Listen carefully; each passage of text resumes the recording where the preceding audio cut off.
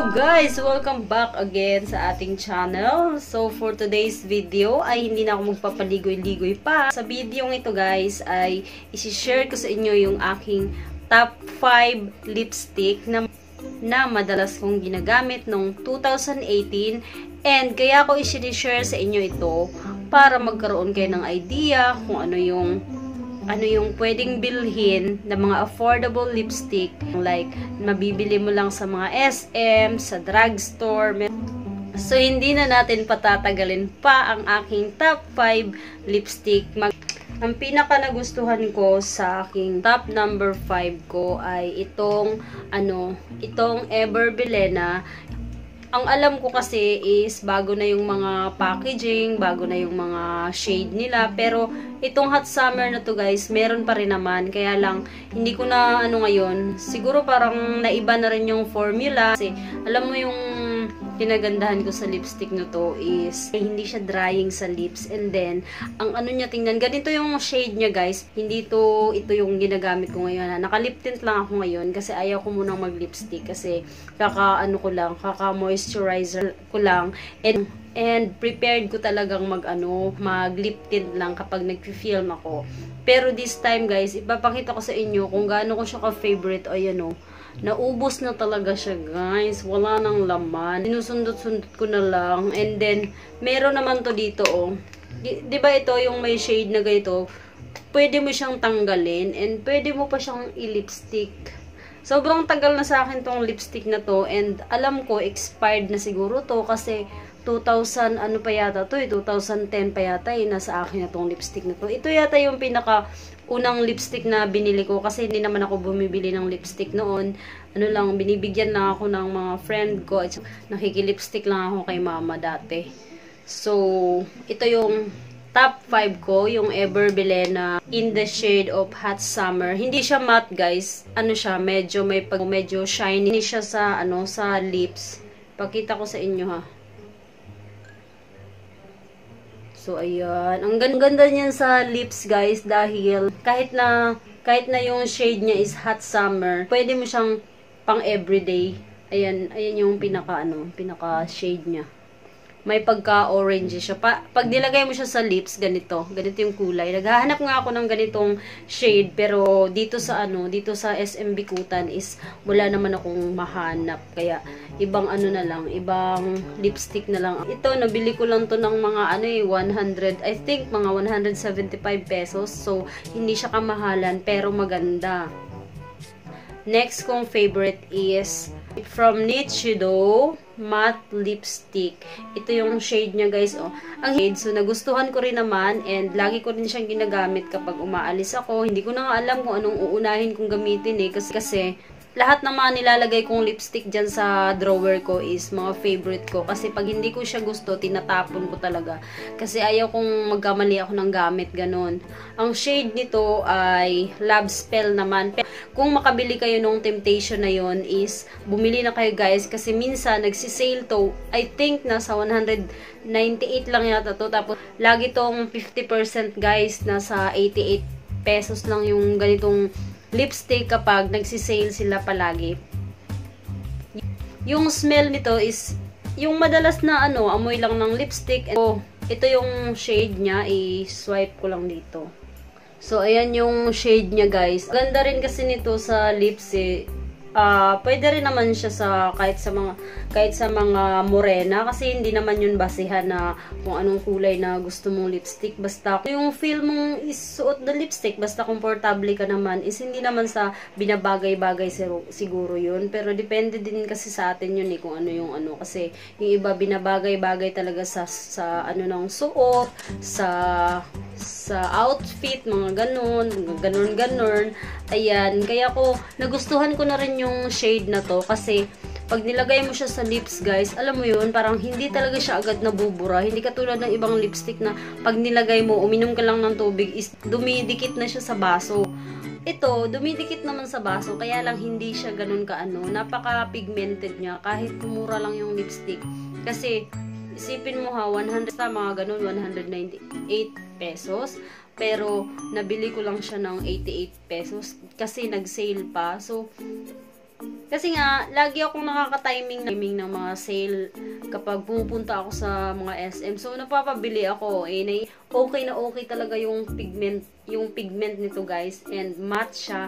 And then, hindi siya agad-agad nabubura sa labi. Tapos, nag-iiwan pa siya ng parang alam mo yung kahit mabubura na siya is, nag-iiwan pa rin siya ng parang tint sa lips mo. Kaya, fresh pa rin siya tingnan kahit na matagal na siya sa lips mo. And naglalast din naman siya ng mga 5 hours. Tapos mag-retouch ka lang. As long as hindi ka naman kumakain ng mantika or hindi ka naman madalas kumain or paano-ano ka lang. Yung, halimbawa, nag-milk tea ka is pa-istro-istro ka lang naman. So, hindi naman siya agad nabubura. Kaya, I love the lipstick.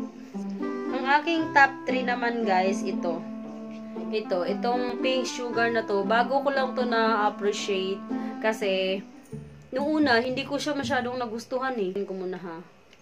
Ito pala yung packaging niya, guys, oh. Ayan. Ang cute ng packaging nito. Yayamanin siya, guys. So, ang original price kasi nito nasa 300 plus. And then, nakuha ko siya ng sale.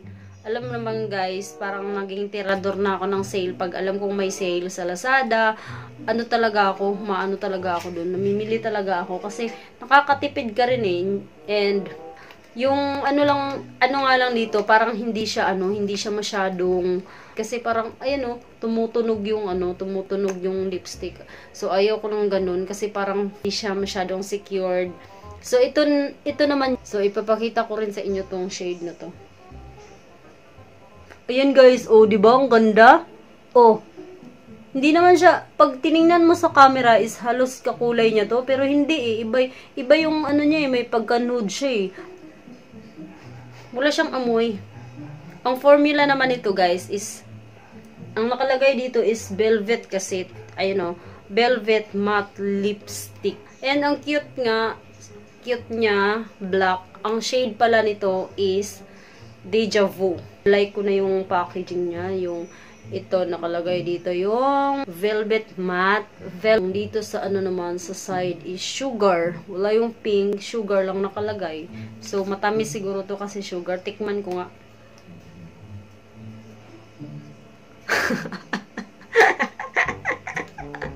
Joke! So hindi naman siya matamis. Maganda yung lasa niya kasi normal lang. Wala siyang matapang na smell. So, normal lang sa mga smell ng lipstick. So, I like it. Ito yung, ito yung top 3 ko. So, kung gusto nyong bumili nito, sa Lazada lang ito mabibili. Or any department store, hindi ko alam. Pero, nabili ko to sa Lazada ng 109 lang, guys. Kaya maganda talaga mag-abang kayo ng mga sale pag mga official store. Lalong-lalo na sa Maybelline, sa L'Oreal, sa Pink Sugar. Kasi may mga bundle din sila nito na nagsisale din sila. And maganda rin ang brand ng Pink Sugar. Kaya bili na kayo ng ganitong lipstick. And maraming iba-ibang shade din naman na pwede sa inyo. So yun. Ito yung top 3 lipstick ko. Sa top 4 naman na lipstick ko ay ito, guys. Ito, guys. Ang ganda. So, ipapakita ko sa inyo yung packaging nito, guys.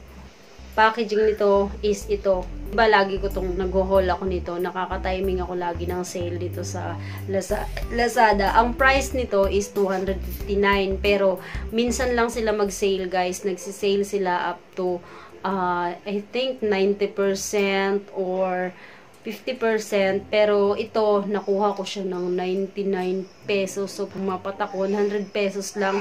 Pero ang original price talaga, guys, ay 259 pesos. Akalain mo yun, 259 down to 99 pesos. Saan ka pa? So, dapat practical ka lang palagi. Kung gusto mo makakuha ng mga magagandang lipstick, tapos mura na. Alam mo kung ano yung gusto ko dito sa na to. Kasi pag nilagay mo siya sa labi, is kung ano yung shade na nakikita mo dito, is ganun talaga yung lumalabas dito sa lips mo. Hindi siya pineke. So, ito pala yung guys, yung M&Co Cosmetics Iconic Lipstick, Liquid Lipstick. Ayan yung packaging niya. Ayan. So, pakita ko yun sa inyo yung isa ha. Ayan, ayun, meron ako. Bago pa to, kaya hindi ko yan gamitin. Pero madalas kong ginagamit kasi ito. Ito siya guys. Parang may pagka-nude. Ang ganda talaga ng kulay nito guys. Alam mo yun, hindi siya halatang 259 pesos. Tingnan mo. And ganyan siya, liquid lipstick siya, and madali naman siyang patuyuin. Gusto niyo yung shade na yan? Sobrang ganda. Lagi ko itong ginagamit kapag umaalis ako. Yun nga lang, hindi naman to sobrang nagtatagal sa labi talaga. Lalo na pag kumakain ka. Lagi, for example, kakain kayo sa labas, tapos hindi na siya, natatanggal na siya agad. Hindi katulad nung Maybelline na liquid lipstick na ano talaga siya, yung kapit na kapit. Pero, okay lang sa akin yung ganitong liquid lipstick na kahit natatanggal siya pag kumakain, mag-retouch ka na lang kasi mga 4 hours lang din ang itatagal nito kung kumain ka. Pero after nun guys is nagre-retouch naman ako, kaya okay lang sa akin. And ayoko rin naman yung masyadong kapit na kapit sa lips dahil pag tinanggal mo, ikaw naman yung mahihirapan. Dito sa lipstick na to, hindi ka mahihirapan napunasan, and hindi siya nakaka-dry talaga sa lips, hindi magsusugat yung lips mo. So, after that, nilalagyan ko na lang ng lip balm para pag kinabukasan, ready na uli yung lips mo sa lipstick na ilalagay mo. So, ganun lang yung ginagawa ko. Pero ito talaga ang shade na nagustuhan. So halos lahat ng binili ko sa mga ganito is nagustuhan ko yung mga shade niya kasi hindi siya OA na pagka lip cream eh. Pag nilagay mo natutuyo siya agad. Tas ang ganda talaga tingnan sa lips. Yung iba, ang dami ko nang pinamigay. Nung umuwi si mama sa Davao, pinadala ko sa kanya. Tapos meron din ako mga binibigyan yung mga kaibigan ko kapag nagkikita kami. Nireregaluhan ko sila ng mga kung ano yung mga mabibit-bit ko dito. Isa to sa mga binibigay ko sa mga friend ko, and nagustuhan nila, and tinatag pa nga nila ako lagi. So ayun, so ang akin namang pinaka top 5 ko guys sa ngayon ha, yung 2018 na lagi kong ginagamit ha. So marami namang mga mamahaling lipstick, pero ako kasi kahit hindi siya masyadong mahal and basta hindi lang siya fake, okay na sa akin yun.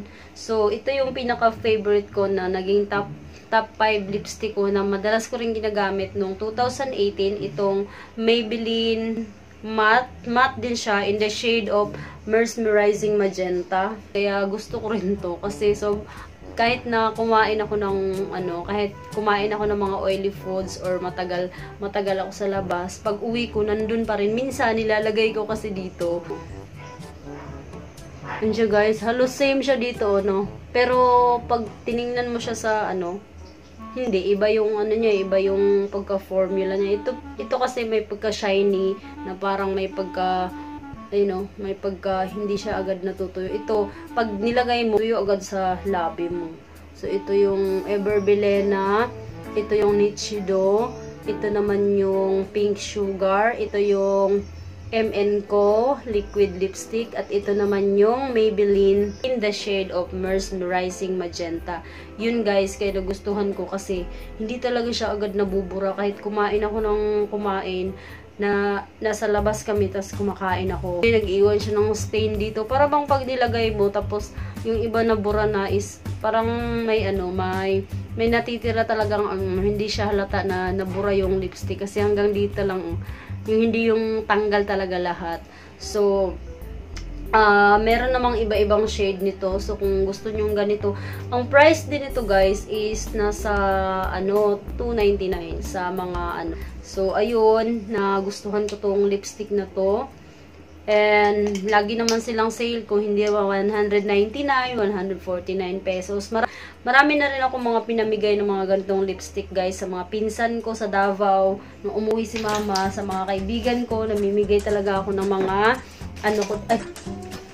namimigay talaga ako kung ano yung pwedeng maibigay ko sa kanila. Kasi hindi ko naman magagamit yon lahat. So guys, natapos na tayo sa ating top 5 lipstick, and I hope nagkaroon kayo ng idea sa mga lipstick na bibilin nyo. Kahit hindi man yung shade na napili ko dito is makakapili naman kayo ng ibang shade yon. And maraming salamat sa panonood. Kung hindi ka pa nakapag-subscribe ay i-hit mo lang yung notification bell at yung subscribe button para every time na may bago tayong uploads ay ma-notified ka. Bye-bye!